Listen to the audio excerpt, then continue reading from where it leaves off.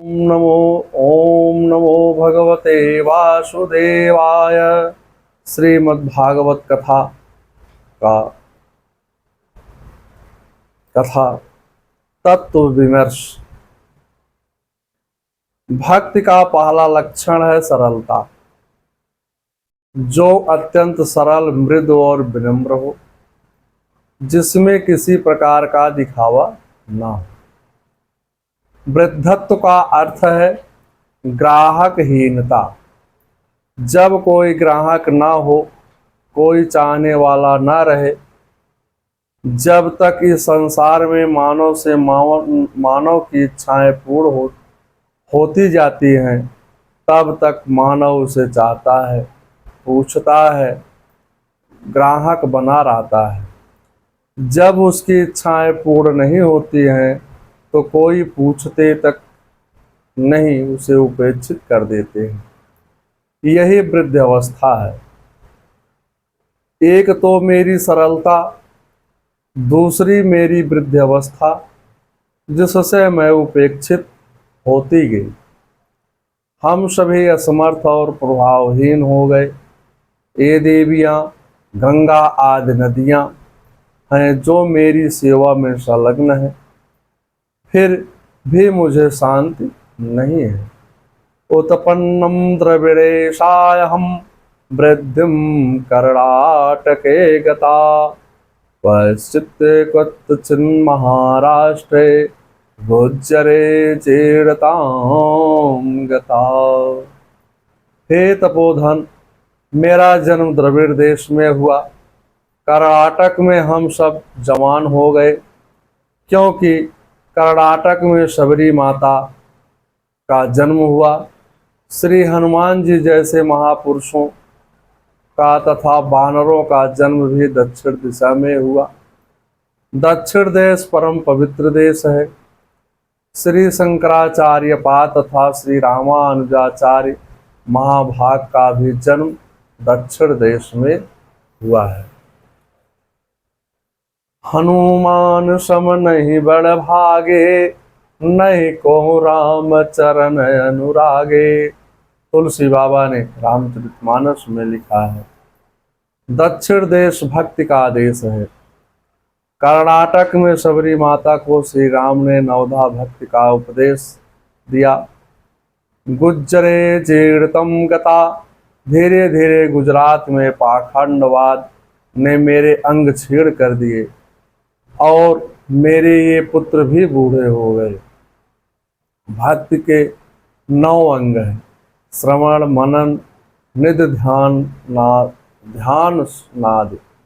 वृंदावन में ज्ञान वैराग्य का अभाव है।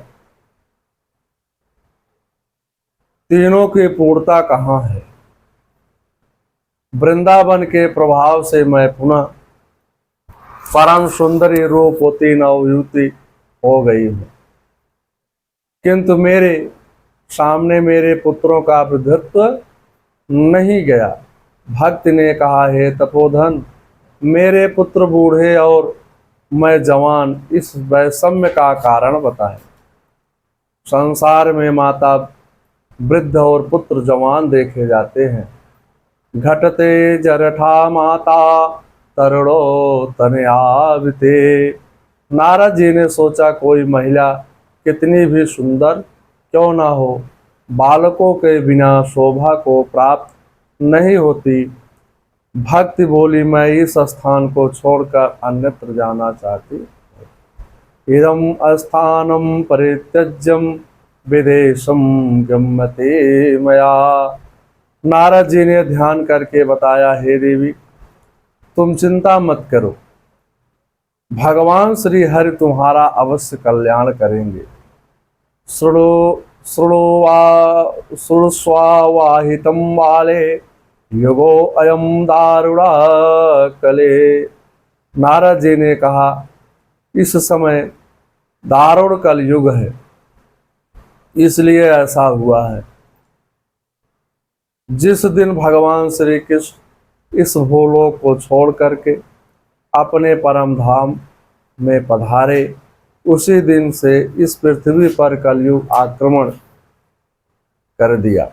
भक्त ने कहा, हे राजा परीक्षित, ने मेरी इस पापी कलयुग को क्यों रहने दिया? इसे मार देना चाहिए था। नारद ने कहा, दिग्विजय करते समय राजा परीक्षित ने इसे मारना चाहा था, परंतु वह उनके चरणों में दीनहीन होकर गिर पड़ा। सारग्राही राजा ने दयावश उसे सारभूत गुणों पर विचार कर कलयुग में उत्पन्न जीवों के कल्याण के लिए उसे छोड़ दिया। भक्त ने पूछा, कलयुग में सारभूत गुण क्या है? यत फलम नायस्ति तपसा न योगेन समाधिना तत्फलम लभते सम्यक कुशलो केशो कीर्तिना। जो फल अन्य युगों में तपस्या योग समाधि से नहीं मिलता, कलयुग में वही फल भगवान के कीर्तन से प्राप्त हो जाता है। कलयुग केवल हरि गुण गाहा गावत नर पावहि भवथा। तुलसीदास बाबा रामचरितमानस में लिखते हैं, कलयुग जोगन जगन ज्ञाना एक आधार राम गुण गाना। इस कलयुग में इसी एक गुण के कारण राजा ने उसे मार कर छोड़ दिया, क्योंकि राजा शरणागत वत्सल था। फिर भी कलयुग ने जप तप ध्यान आदि सभी सार खींच लिए। अल्पज्ञ ब्राह्मण धन के लोभ में घर घर जाकर के भागवत कथा सुनाने लगे, इसलिए कथा सार चला गया, समाप्त हो गया। अत्यंत घोर कर्म करने वाले नास्तिक पुरुष तीर्थों में रहने लगे, इसलिए तीर्थ सार चला गया।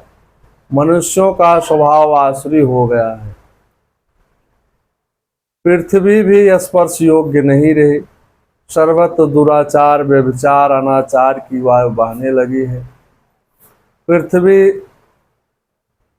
स्पर्श स्मरण करता है, पृथ्वी स्पर्श करने योग्य नहीं है। वायुमंडल दूषित हो गया है। ऐसी विषम परिस्थिति में जो धैर्यवान होकर के प्रभु का स्मरण करता है, वही ज्ञानी, वही पंडित है। वृंदावन की भूमि के प्रभाव से तुम्हें वो अवस्था प्राप्त हो गई है, परंतु तुम्हारे इन ज्ञान वैराग्य पुत्रों का कोई ग्राहक नहीं है, इसलिए वृद्धत्व नहीं गया। तुम चिंतित मत हो, यही युग धर्म है। भगवान भी सहन कर रहे हैं। यह सुनकर भक्त ने नारद जी को प्रणाम किया। भक्त ने कहा, हे नारद जी, आप धन्य हैं। आपके दर्शन से अब मेरा दुख दूर हो जाएगा। सूत जी कहते हैं, हे शौनक जी, यह सुनकर भक्त ने कहा, हे नारद जी, आप धन्य हैं। भाग्य से आपका दर्शन हुआ है। शतां सदवे संगम कथमपि पूर्णे न भवति।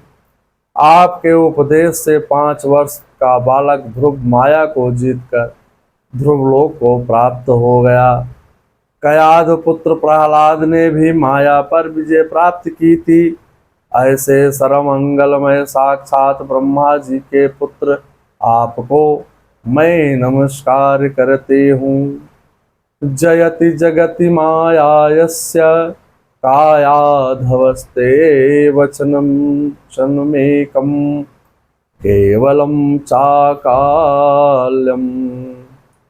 ध्रुवो पदमपि यातो यत् कृपा ध्रुवोऽयं साकुशलं पात्रं ब्रह्मपुत्रं नतास्मि।